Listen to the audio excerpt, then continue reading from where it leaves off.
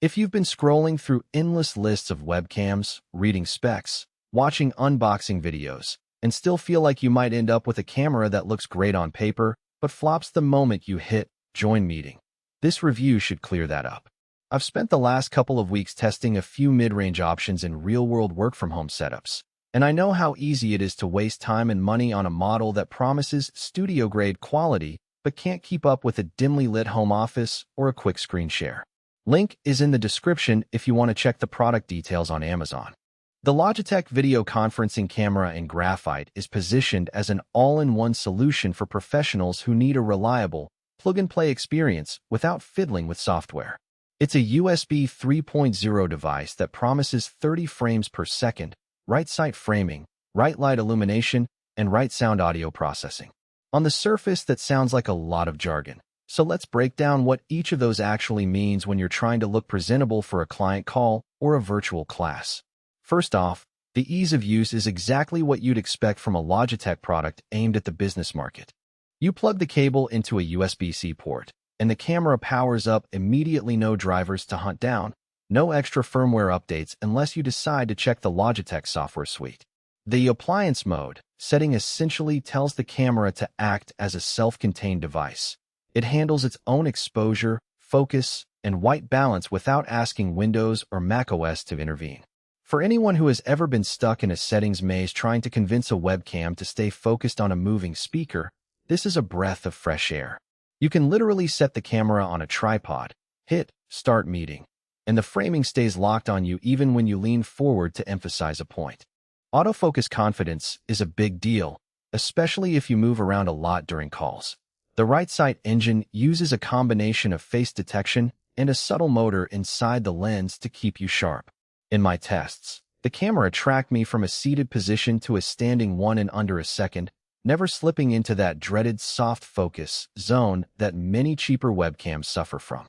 The key here is that the focus motor is quiet and smooth, so there's no audible whirring that could distract meeting participants. Low-light behavior is where the RightLight technology really shows its teeth. My home office isn't a studio. I have a single desk lamp and the natural light from the window fades after sunset. The camera automatically boosts exposure and adjusts the color balance to keep skin tones looking natural. It doesn't simply brighten everything to the point where the background looks washed out. Instead, it lifts the shadows just enough to make my face readable while preserving the muted colors of my bookshelf. If you often find yourself on calls after dark, this adaptive lighting can save you from the pixelated selfie look that many built-in laptop cameras produce. Stabilization isn't a feature you hear a lot about in webcams because most people keep the device static. However, the Logitech camera does include a modest electronic image stabilization, EIS, that helps smooth out minor tremors when the camera is mounted on a flexible arm or a lightweight tripod. In practice, the effect is subtle but noticeable when you accidentally bump the arm while reaching for a coffee mug. The video stays steady enough that you don't get a jittery impression on the other side. Now, let's talk about lens ecosystem. This isn't a modular system like some DSLR setups where you can swap lenses for different focal lengths. The camera has a fixed 78-degree field of view, which is a sweet spot for most desk setups, wide enough to capture you and a small portion of the background, but not so wide that you end up with a fisheye distortion. If you need a tighter crop for a more intimate interview feel, you'd have to step back physically or use a software zoom, which inevitably reduces image quality.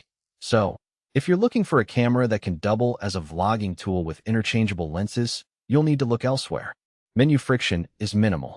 The camera's onboard controls are limited to a single button that toggles privacy mode and a small dial for zoom.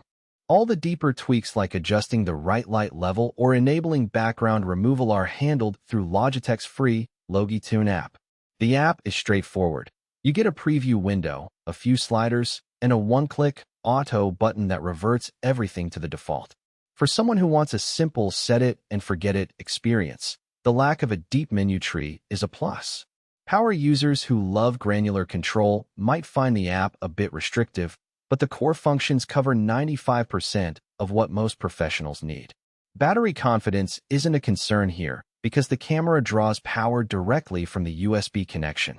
That means no surprise dead batteries mid-call. but it also means you can't move the camera around without staying tethered to a computer or a